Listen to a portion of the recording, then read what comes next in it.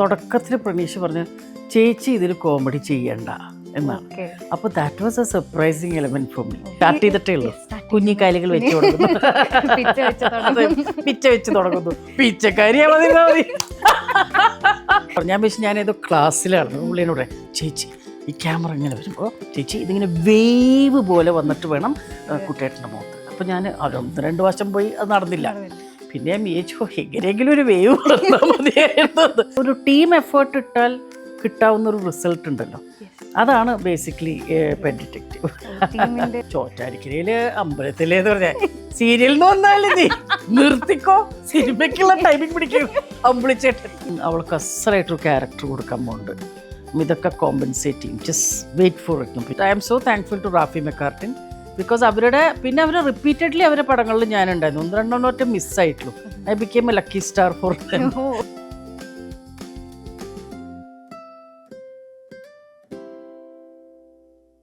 One ലൈനിലേക്ക് എല്ലാവർക്കും സ്വാഗതം. ഞാൻ നമ്മുടെ തീ സ്റ്റുഡിയോയിലെ സ്ക്രിപ്റ്റ് റീഡിംഗ് സെക്ഷനിൽ പാവം രാജകുമാരൻ്റെ സ്ക്രിപ്റ്റ് വായിച്ചിട്ടുണ്ടായിരുന്നു. അപ്പോൾ അത് ഞാൻ റിവാച്ച് ചെയ്യുകയും ചെയ്തു. അപ്പോൾ അതിൽ ഗോപാലകൃഷ്ണൻ്റെ സിസ്റ്ററിനെ കണ്ടപ്പോൾ ഞാൻ ശരിക്കും ഞെട്ടിപ്പോയി.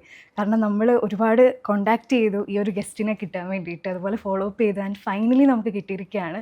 ചൈൽഡ് ആർട്ടിസ്റ്റ് ആയിട്ട് നമ്മുടെ സിനിമയിൽ വന്ന് ഒരുപാട് ചിരിപ്പിക്കുകയും ഒരുപാട് കഥാപാത്രങ്ങൾ നമുക്ക് തരികയും ചെയ്ത പ്രസീത മേനോനാണ്. Ma'am, welcome to one line. Thank you. എനിക്ക് ഒരുപാട് ഇഷ്ടമുള്ളൊരു ആക്ടറാണ്. I love your way of acting, humour എല്ലാം. ഇപ്പോൾ പെറ്റ് ഡിറ്റക്റ്റീവ് ആണ് പുതിയതായിട്ട് റിലീസ്. അതെ 16th റിലീസാണ്. അപ്പോൾ അതിൻ്റെ ട്രെയിലർ കണ്ടപ്പോൾ ഒരു കളർഫുൾ ആയിട്ടുള്ള ഒരു ട്രെയിലർ ആയിരുന്നു. അതിൽ കോമഡി ഉണ്ട്, മാസ് ഉണ്ട്, ത്രില്ലർ എല്ലാം ഉണ്ട്. അപ്പോൾ എന്താണ് ആ ഒരു വോൾ മൂവി ആൻഡ് മാമിൻ്റെ ക്യാരക്ടർ? അല്ല, ഞാൻ ഹോൾ മൂവിയുടെ കാര്യം പറയാൻ പറ്റില്ല. അപ്പോൾ എൻ്റെ ക്യാരക്ടർ, എനിക്കിതിലേക്ക് എന്നെ ഏറ്റവും കൂടുതൽ ആകർഷിച്ചത് വേറൊന്നുമില്ല. എന്നെ പ്രണീഷ് വിളിക്കും. പ്രണീഷാണ് ഡയറക്ടർ, പ്രണീഷ് വിജയൻ. വിളിച്ച് എന്നോട് കഥയൊക്കെ പറഞ്ഞ് ചേച്ചിക്കാരൻ. അപ്പോൾ തുടക്കത്തിൽ പ്രണീഷ് പറഞ്ഞു ചേച്ചി ഇതിൽ കോമഡി ചെയ്യണ്ട എന്നാണ്. അപ്പോൾ that was A surprising element for me because ബാക്കി എല്ലാത്തിലും പല പല റിക്വയർമെൻറ്റ്സ് വരുമല്ലോ. അപ്പോൾ ഇതിൽ എന്നോട് പറഞ്ഞു കോമഡി. ഇപ്പോൾ ചേച്ചിയുടെ ചുറ്റും നടക്കണമൊക്കെ ആയിരിക്കും, ലൈക്ക് സിറ്റുവേഷനിൽ. അതെ ബാക്കി എല്ലാവർക്കും അവിടെ കോമഡി ആവും, ചേച്ചി കോമഡി ചെയ്യണ്ട. അപ്പോൾ അങ്ങനെയാണ് എനിക്ക് ഭയങ്കരമായിട്ട്. പിന്നെ അവർ അതെ ഡിഫറെൻറ്റ് ക്യാരക്ടറാണ്.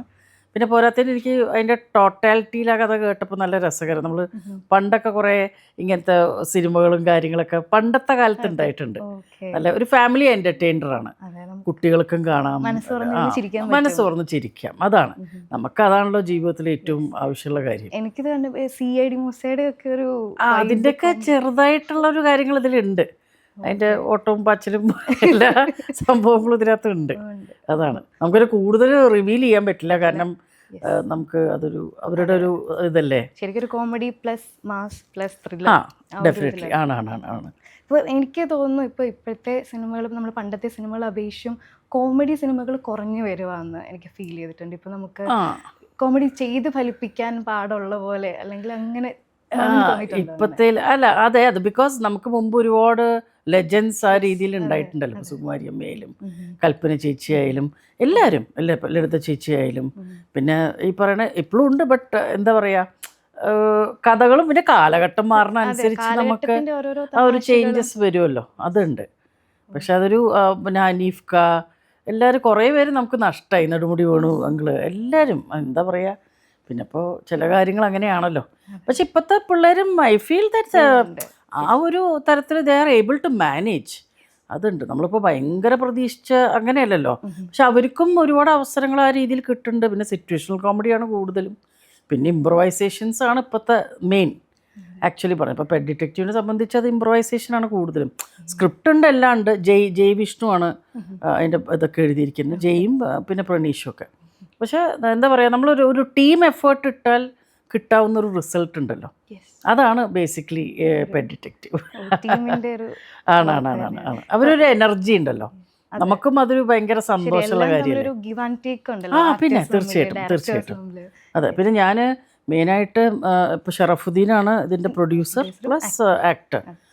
ഇപ്പം ഞാൻ ആദ്യമായിട്ടാണ് ഇവരൊക്കെ വർക്ക് ചെയ്യണത് കേട്ടോ. അപ്പോൾ എനിക്ക് ഫസ്റ്റ് അതായിരുന്നു ഏറ്റവും വലിയ സന്തോഷം. ഇവരൊക്കെ ഒരു സ്ക്രീൻ സ്പേസ് നമുക്ക് കിട്ടുക. ന്യൂജൻ ഇവരൊക്കെ എങ്ങനെയാണ് വർക്ക് ചെയ്യണത്, എങ്ങനെയൊക്കെയാണ് അവരുടെ മെത്തേഡ് എന്താണ്.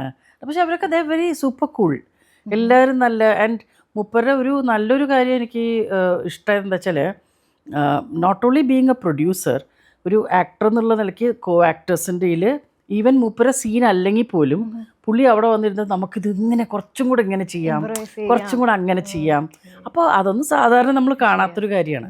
അപ്പോൾ അല്ലെങ്കിൽ മൂപ്പർക്ക് പ്രൊഡ്യൂസർ എന്നും പറഞ്ഞിരിക്കാം, പക്ഷെ അതല്ല, ഈ ടോട്ടൽ ഇൻവോൾവ്മെന്റ് എന്ന് പറയില്ലേ, I mean that was quite surprising for me. നമ്മുടെ പെർഫോമൻസിൽ അത് എൻഹാൻസ് ചെയ്യും ഡെഫിനറ്റ്ലി. ഇപ്പം ഞാൻ ഓൾറെഡി പറഞ്ഞിട്ടുണ്ട്, ഈ പടത്തിലാണ് ഞാൻ ഏറ്റവും കൂടുതൽ ഡബ് ചെയ്തിരിക്കണേ. അതെ, കാരണം ചില ഇടയ്ക്ക് അത് വേറെ ഒന്നുകൊണ്ടല്ല, അവർക്ക് ചില സാധനങ്ങൾ നമുക്കൊന്നിങ്ങനെ ചെയ്താലോ, കുറച്ചങ്ങനെ ചേച്ചി ഇങ്ങനെ ഒന്ന് നമുക്ക്, അപ്പം പിന്നെ അല്ല എനിക്കത് ഭയങ്കര ഇഷ്ടമാണ്. ബിക്കോസ് എനിക്കെപ്പോഴും ഞാൻ ചെയ്യാറുള്ള ഒരു കാര്യം എന്താ വെച്ചാൽ, ഒരു ഡയറക്ടർ ഇന്നമാതിരി വേണമെന്ന് പറഞ്ഞാൽ അതിൻ്റെ ഒരു 5 വേർഷൻ അങ്ങോട്ട് കൊടുക്കും. അപ്പോൾ മൂപ്പർക്ക് ഞാൻ നേരത്തെ പറഞ്ഞിട്ടുണ്ട്, കോൺബനേക കറോർപ്പത്തി പോലെ ഏതാ ചൂസ് ചെയ്യാം. അതെ അതെ, ഏത് വേണമെങ്കിൽ ചൂസ് ചെയ്യാം. അപ്പോൾ പിന്നെ നമുക്കും അതൊരു നമുക്കും അപ്പോൾ ഒന്നും കൂടെ വർക്കൗട്ട് ചെയ്യാം. അല്ലെങ്കിൽ നമ്മൾ അപ്പോൾ സജഷൻസ് ആയാലും എന്തായാലും ദേ ക്വൈറ്റ് ഓപ്പൺ. അതുകൊണ്ട് ഇപ്പോൾ ഡയറക്ടർ ഒരിക്കലും പ്രനീഷിൻ്റെ ഇത് ഫസ്റ്റ് പടമാണെന്ന് ഒരിക്കലും പറയില്ല. മീൻ ഈസ് ടോട്ടലി കൂൾ. അതുപോലെ കാരണം മുമ്പത്തെ ഞങ്ങളുടെ പണ്ടത്തെ ഡയറക്ടേഴ്സ് വരുമ്പോൾ അവർക്ക് നമുക്കൊരു പേടി ഉണ്ടാവും. പണ്ടത്തെ ഡയറക്ടേഴ്സ് അങ്ങനെയാണ്, ഒരു പേടി ഉണ്ടാവും. പക്ഷെ ഇപ്പത്തെ ഒന്നും അങ്ങനത്തെ അല്ല. ഇപ്പൊക്കെ എല്ലാവരും ഭയങ്കര കൂളാണ്, ഭയങ്കര നമ്മൾ ആദ്യം കംഫർട്ട് ആക്കും അവർ, എന്നിട്ട് അങ്ങനെ ജെല്ലി ചെയ്ത് പോവുമല്ലോ. അപ്പം അതൊന്നും കൂടെ ഒരു പ്ലസ് പോയിന്റ് ആണ്. അപ്പൊ നമുക്കൊരു ഈസിനെസ് ആയിരിക്കും. അതുപോലെ തന്നെ നമ്മുടെ ഷൂട്ടിംഗ് സെറ്റിലൊക്കെ നമ്മൾ പെർഫോം ചെയ്യുന്ന സമയത്ത് നാച്ചുറലി ചില കാര്യങ്ങൾ വന്ന് വീണ് കിട്ടാറില്ല. അതുപോലെ എന്തെങ്കിലുമൊക്കെ സംഭവിച്ചിട്ടുണ്ട്? അല്ല, ഞാൻ ഈ പടത്തിൽ എനിക്കത് പറയാൻ പാടൊന്നും അറിയില്ല. എന്നാലും ഞാൻ എൻ്റെ പേരായിട്ട് കുട്ടേട്ടനാണ്. അപ്പോൾ കുട്ടേട്ടൻ്റെ അത് ട്രെയിലറിൽ വന്നിട്ടുണ്ട്. ആക്ച്വലി ഒരു ചായ മുഖത്ത് കാപ്പി ഒഴിക്കുന്ന ഒരു സംഭവമുണ്ട്. എനിക്ക് ഇഷ്ടപ്പെടാത്തവർ ഒഴിക്കുകയാണ്. അതിന് ആനന്ദമാണ് നമ്മളുടെ ക്യാമറമാൻ. പുള്ളി എന്നോട് പറഞ്ഞു, ഞാൻ വെച്ച് ഞാനേതോ ക്ലാസ്സിലാണ്. പുള്ളി എന്നോട് ചേച്ചി ഈ ക്യാമറ ഇങ്ങനെ വരുമ്പോൾ ചേച്ചി ഇതിങ്ങനെ വേവ് പോലെ വന്നിട്ട് വേണം കുട്ടേട്ടൻ്റെ മുഖത്ത്. അപ്പോൾ ഞാൻ 1-2 വർഷം പോയി, അത് നടന്നില്ല. പിന്നെ ഞാൻ വിചാരിച്ചു എങ്ങനെയെങ്കിലും ഒരു വേവ് പറഞ്ഞാൽ മതിയായിരുന്നു. ലാസ്റ്റ് ഒരെണ്ണം ഇട്ടപ്പോൾ അത് കറക്റ്റ് ഭയങ്കരമായിട്ട് ഇഷ്ടപ്പെട്ടു എല്ലാവർക്കും. അതങ്ങനെ ബിക്കോസ് അത്രയും എന്താ പറയുക, ഡീറ്റെയിലും അത്രയും പെർഫെക്ഷൻ ആഗ്രഹിക്കുന്നതുകൊണ്ടാണ് അവർക്ക്. So we are so happy to give more. അതാണ്. പിന്നെ സാറ്റിസ്ഫാക്ഷൻ വരുമല്ലോ നമുക്ക്. അവർക്ക് എന്താണോ അവർ ഉദ്ദേശിച്ചത് അത് കൊടുക്കുക എന്നതാണല്ലോ നമ്മളുടെ ജോലി. അപ്പോൾ ആ ഒരു തരത്തിൽ it was A fun field set. എന്നും ഒരു ടെൻഷൻസ് ഉണ്ടായിരുന്നില്ല ആർക്കും. അത് ഒരു ഒന്നുമില്ല, എല്ലാം ഭയങ്കര. പിന്നെ ഇപ്പോഴത്തെ കാലത്ത് പണ്ടത്തെ പോലെ അല്ലല്ലോ, ഒരുപാട് വിമൻ ADs അതെ. പണ്ടത്തെ സിനിമയിലൊന്നും നമുക്ക് അങ്ങനെ കാണാൻ പറ്റില്ല.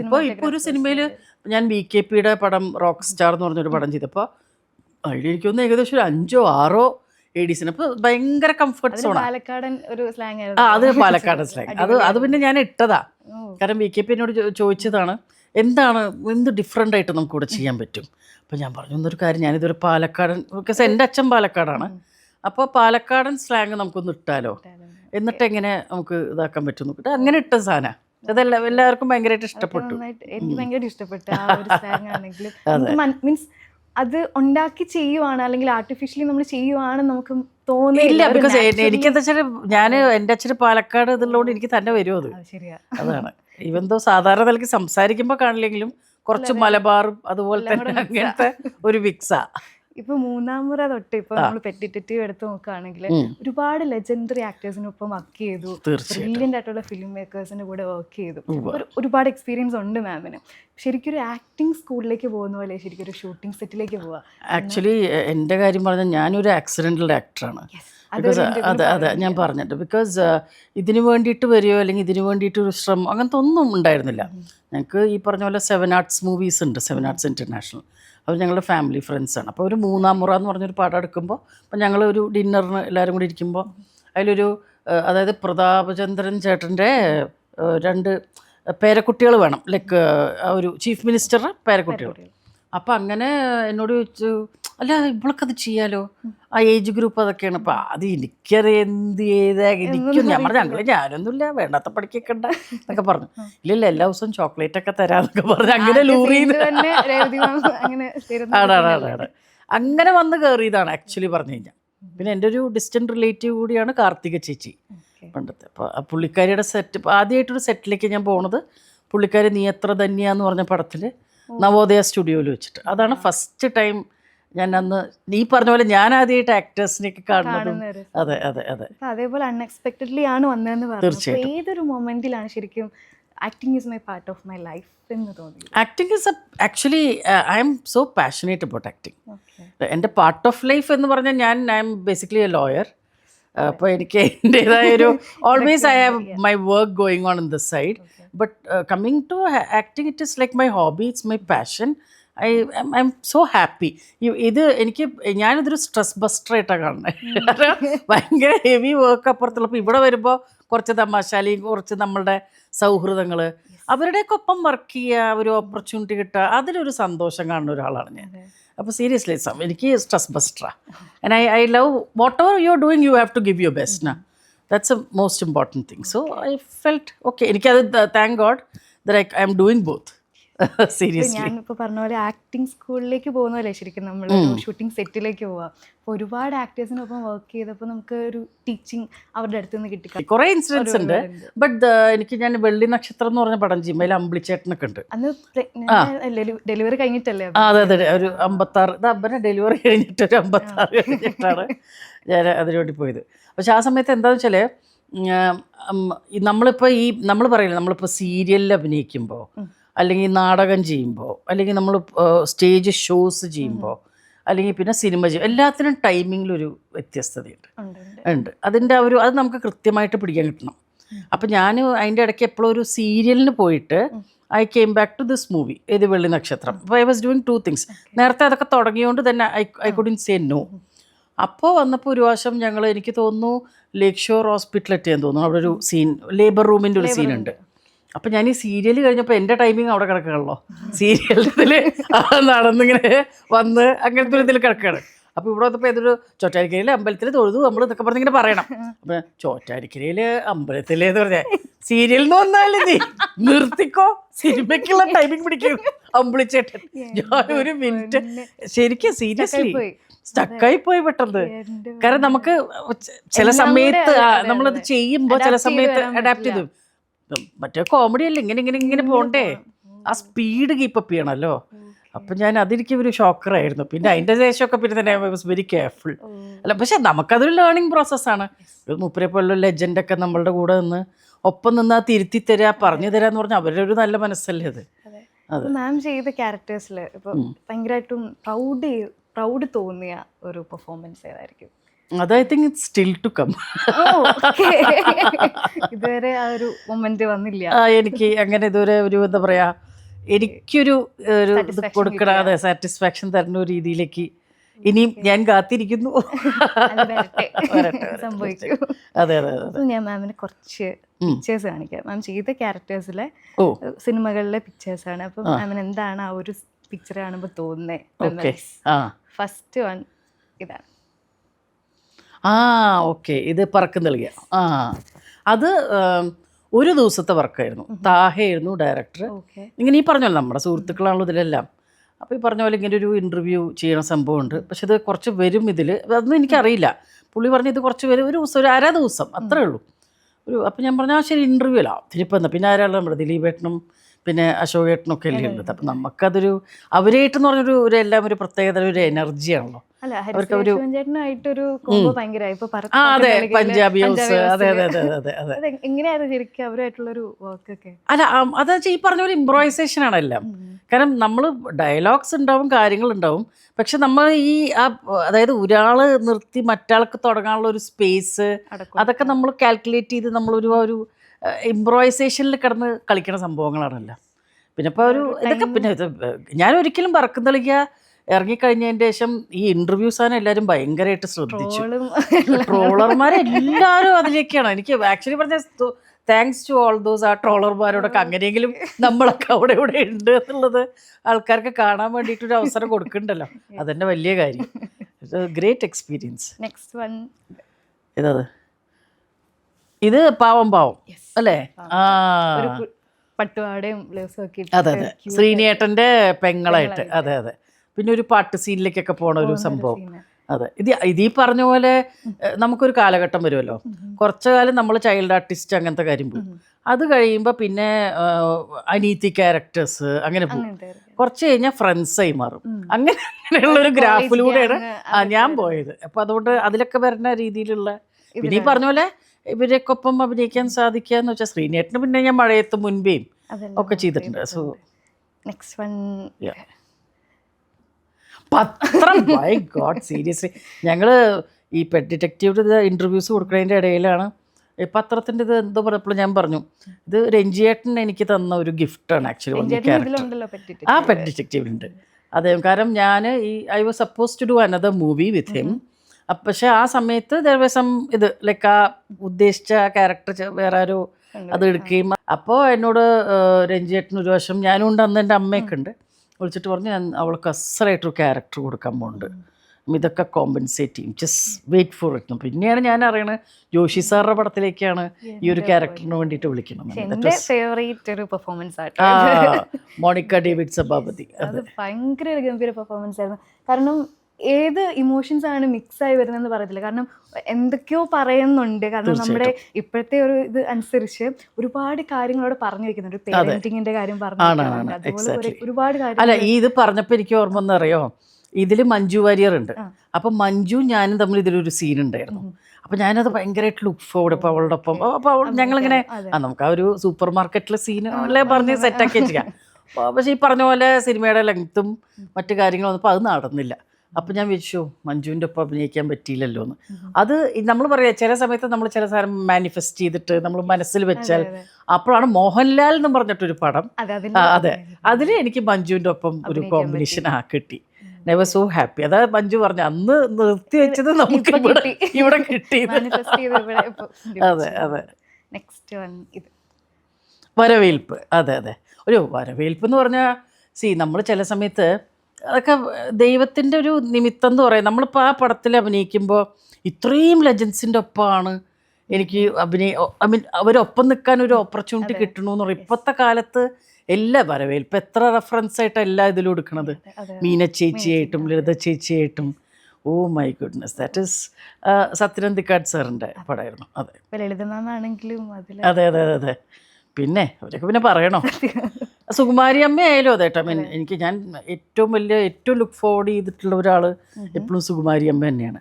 ബിക്കോസ് സുകുമാരി അമ്മയെ സംബന്ധിച്ച് ലൈക്ക് നമ്മൾ നാടൻ കൊടുത്താലും മോഡേൺ കൊടുത്താലും എല്ലാം 36 കയ്യിലും ഭദ്രമാണ് അല്ലേ. അപ്പം ഞാൻ എപ്പോഴും ആസ്പയർ ചെയ്തത് I have to be like her. I mean at least കുറച്ചെങ്കിലും ആ തരത്തിൽ എത്താൻ പറ്റിയാൽ സന്തോഷം എന്നുള്ള നിലയ്ക്കാണ്. അതെ അതെ അതെ. നെക്സ്റ്റ് വൺ ഇത് പുതുക്കോട്ട.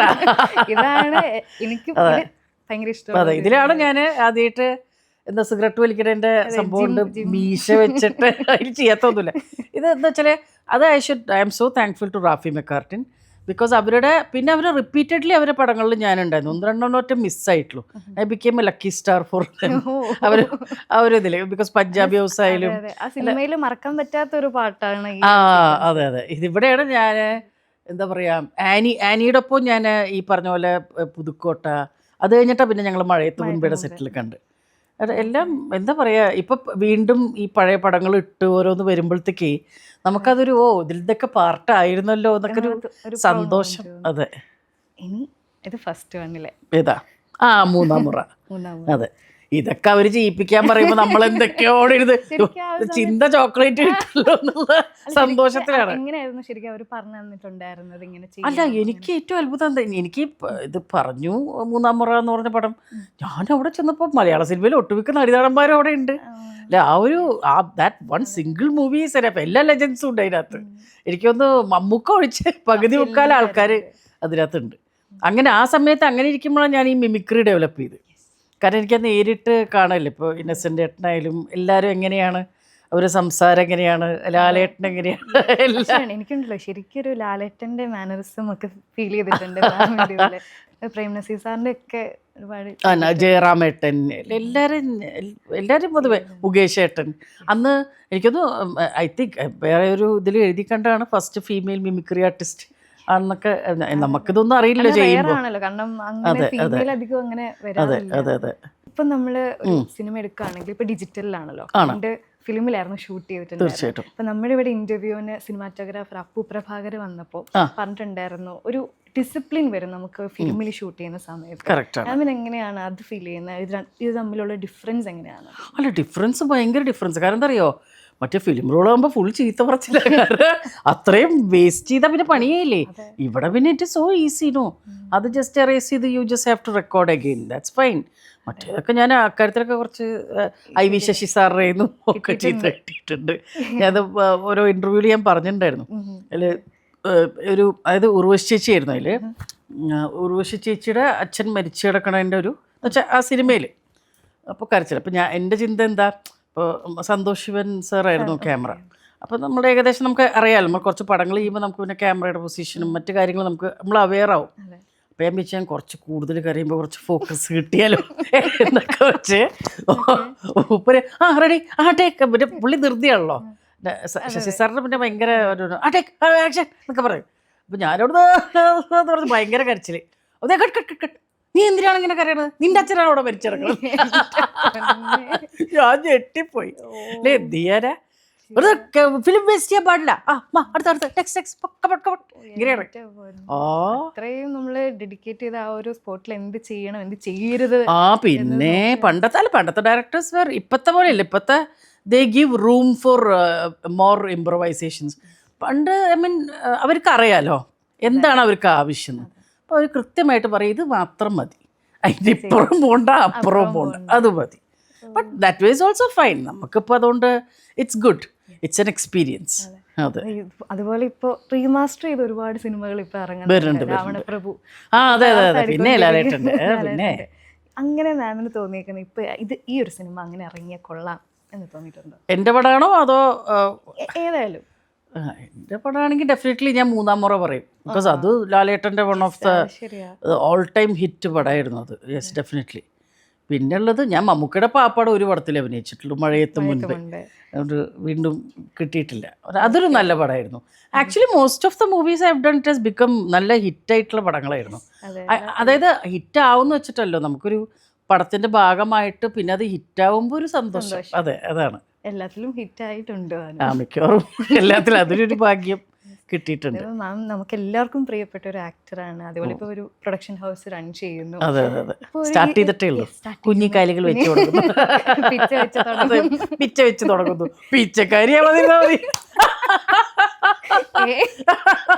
അതാണ് തമിഴിലുണ്ട്, കന്നഡയിലുണ്ട്, തെലുങ്കിലുണ്ട്, എല്ലായിടത്തും ഉണ്ടല്ലോ. ഭഗവാനെ നടക്കട്ടെ, സക്സസ് ആവട്ടെ.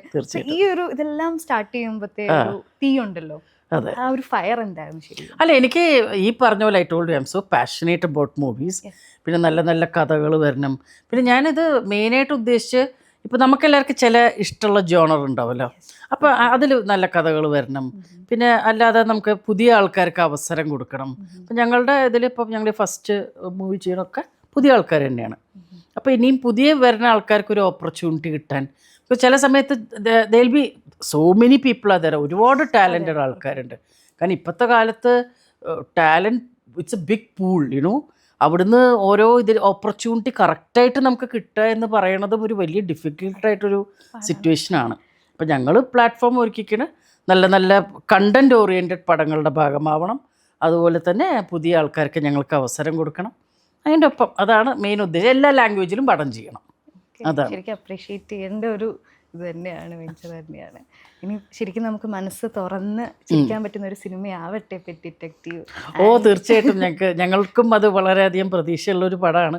ഒക്ടോബർ 16 എല്ലാവരും തിയേറ്ററിൽ പോയി വാച്ച് ചെയ്യുക. എനിക്കും മാമിൻ്റെ പ്രൊഡക്ഷൻ ഹൗസിൽ നിന്ന് ഇനി വരുന്ന സിനിമകൾ വരുമ്പോൾ നമുക്കും പ്രൊമോഷൻ ചെയ്യാൻ പറ്റട്ടെ. പിന്നെ തീർച്ചയായിട്ടും മോർ ദാൻ ഹാപ്പി, ഡെഫിനറ്റ്ലി, ഉറപ്പായിട്ടും. Okay, thank you, thanks a lot, thank you.